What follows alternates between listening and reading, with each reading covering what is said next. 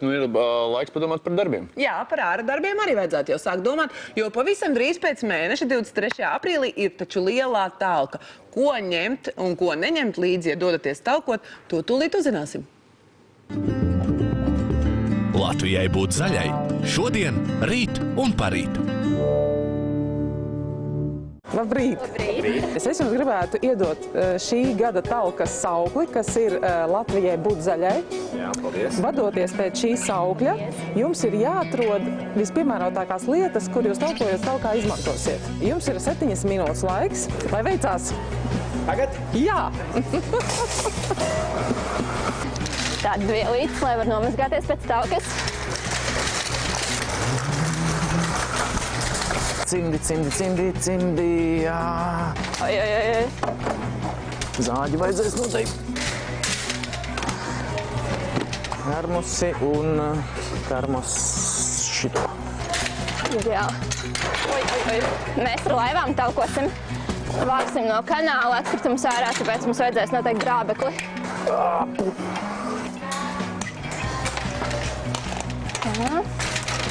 Cimdi. Gurķus vajag. Ja nu lietus līst. Banānas arī.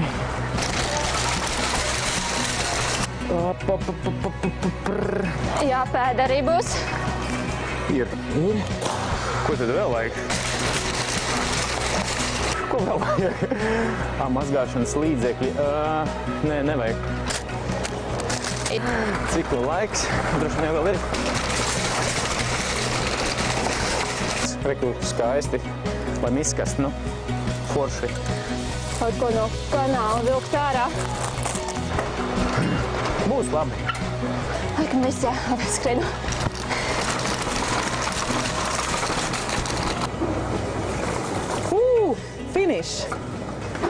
Finiš. Jūs paspējāt. Baiba, sāksim ar tavu grozu. Tātad, grābeklis ir laba lieta, bet man jāsaka, ka konkrēti lielās talkas laikā, kur ir dažādi stikli, atkritumi un dažādas citas lietas, šis plasmas grābeklis, viņš nav tas labākais. Šīs ķeksis ir izcils, viņš ir metāla, un viņš ir ļoti piemērots jūsu upju tīrīšanas talkai. Tā, es redzu šeit tevi cimdi. Jā, lielā talka nenodrošina talciniekus ar cimdiem, līdz ar to šī izvēle pareizi. Absolūti, ēdiens ir vajadzīgs, ir jāklāj galds, tikai man ir liels lūgums pēc ēšanas neatstājiet atkritumus tur. Tev ir ļoti maz neliederīgo produktu. Māri, kas notiek ar tevi? Apģērbs ir. Ko es gribētu arī ieteikt? Ja tas, kurš ir talkas atbildīgais, iezīmēt sevi spilgtāk, tu ļoti spilgt izcelsies un pie tevis visi ies ar savām problēmām. Zini, Māri, gros ir fantastisks, skaists, bet mēs viņu liekam nost. Mēs taupām resursus. Paņemam līdz šādu vielīti, nostaukam rokas, izmazgājam. Talka nodrošina talcinieks ar maisiem, bet nevienmēr viņi pietiek. Un tad ir otra lieta, nekad es lūgtu visus, arī jūs un arī citus talciniekus, netalkojiet nepieteiktās vietās un neatstājiet šo savātos atkritumus, kur pagadās. Tātad tikai reģistrētās vietās, tajos punktos, jo tikai no tām vietām tiks aizvest atkritumu. Pretējā gadījumā tie atkritumu stāvēs un viņi gaidīs nākamo talku. Tā, bumba.